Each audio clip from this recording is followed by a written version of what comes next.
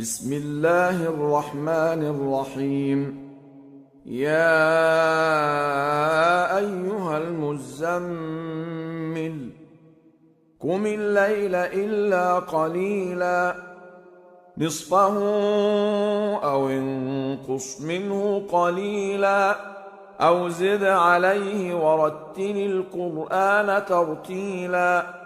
إنا سنلقي عليك قولا ثقيلا إن ناشئة الليل هي أشد وطئا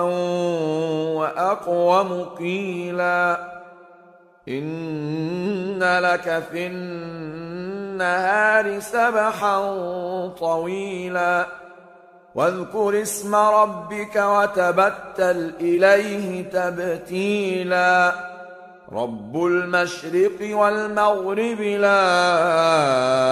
إله إلا هو فاتخذه وكيلا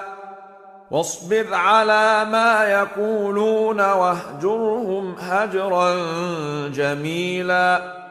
وذرني والمكذبين أولي النعمة ومهلهم قليلا إن لدينا أنكالا وجحيما وطعاما ذا غصة وعذابا أليما يوم ترجف الأرض والجبال وكانت الجبال كثيبا مهيلا إنا أرسلنا إليكم رسولا شاهدا عليكم كما أرسلنا إلى فرعون رسولا فعصى فرعون الرسول فأخذناه أخذا وبيلا فكيف تتقون إن كفرتم يوما يجعل الولدان شيبا السماء منفطر به كان وعده مفعولا إن هذه تذكرة فمن شاء اتخذ إلى ربه سبيلا إن ربك يعلم أنك تقوم أدنى من ثلثي الليل ونصفه وثلثه وطائفة من الذين معك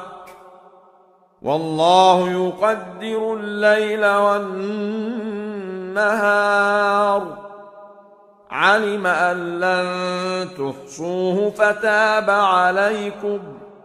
فاقرؤوا ما تيسر من القرآن علم أن سيكون منكم مرضى وآخرون يضربون في الأرض يبتغون من فضل الله وآخرون يقاتلون في سبيل الله فاقرؤوا ما تيسر منه وأقيموا الصلاة وآتوا الزكاة وأقرضوا الله قرضا حسنا وما تقدموا لأنفسكم من خير تجدوه عند الله هو خيرا